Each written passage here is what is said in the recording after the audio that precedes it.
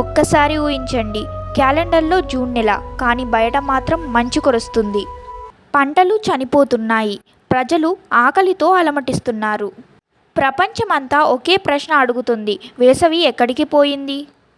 ఇది సినిమా కథ కాదు, 1816లో నిజంగా జరిగిన సంఘటన. 1816 చరిత్రలో ఈ సంవత్సరాన్ని ద ఇయర్ వితౌట్ సమ్మర్ అని పిలిచారు. అమెరికాలో జూన్ నెలలో మంచు కురిసింది. యూరోప్లో వేలాది ఎకరాల పంటలు నాశనమయ్యాయి. నదులు గడ్డకట్టాయి. జంతువులు చనిపోయాయి. ప్రజలకు ఆహారం దొరకలేదు. ఆ సమయంలో ప్రపంచంలో ఎవరు దీనికి సమాధానం చెప్పలేకపోయారు. కొంతమంది ప్రజలు దేవుడు కోపంగా ఉన్నాడని నమ్మారు. మరికొందరు ప్రపంచం అంతం కాబోతుందని భయపడ్డారు. మరికొందరు సూర్యుడు బలహీనపడ్డాడని అనుకున్నారు. కానీ నిజమైన కారణం వేల కిలోమీటర్ల దూరంలో ఉన్న ఒక అగ్నిపర్వతం. ఆ అగ్నిపర్వతం పేరు టంబోరా. 1815 ఏప్రిల్లో అది చరిత్రలోనే అత్యంత శక్తివంతమైన విస్ఫోటనాల్లో ఒకటిగా పేలింది. ఆ పేలుడు మొత్తం భూమి వాతావరణాన్నే మార్చబోతుందని అప్పట్లో ఎవ్వరూ ఊహించలేదు. కొన్ని వారాల తరువాత ఆకాశంలో కనిపించని ఒక మార్పు ప్రారంభమైంది.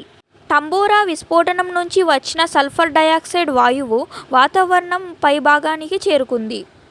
అక్కడ అది సూక్ష్మ సల్ఫేట్ కణాలుగా మారి భూమిని ఒక పలుచని తెరగా కప్పేసింది. ఇప్పుడు అసలైన ఫిజిక్స్ మొదలయ్యింది. సూర్యకాంతి నేరుగా భూమిని చేరదు, అది ముందుగా వాతావరణాన్ని దాటాలి.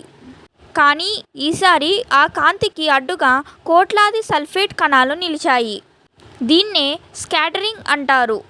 ఎక్కువ సూర్యకాంతి తిరిగి అంతరిక్షంలోకి వెళ్ళిపోయింది. భూమికి చేరిన వేడి తగ్గిపోయింది. భూమి ఉష్ణోగ్రత క్రమంగా తగ్గడం ప్రారంభమైంది. జూన్, జూలై నెలల్లో కూడా కొన్ని ప్రాంతాల్లో మంచు కురిసింది. పంటలు నాశనం కావడంతో ప్రపంచవ్యాప్తంగా తీవ్రమైన ఆహార కొరత ఏర్పడింది. వేలాది కుటుంబాలు ఆకలితో బాధపడ్డాయి. ఒక అగ్నిపర్వతం వేల కిలోమీటర్ల దూరంలో ఉన్న దేశాల జీవితాలను మార్చేసింది. ఈ సంఘటన మనకు ప్రకృతి శక్తి ఎంత అపారమో గుర్తు చేస్తుంది. ఒకే ఒక విస్ఫోటనం మొత్తం ప్రపంచ వాతావరణాన్ని మార్చగలదు. ఇది ద ఇయర్ వితౌట్ సమ్మర్ కథ. మరిన్ని ఇలాంటి సైన్స్ మిస్టరీల కోసం సబ్స్క్రైబ్ చేసుకోండి.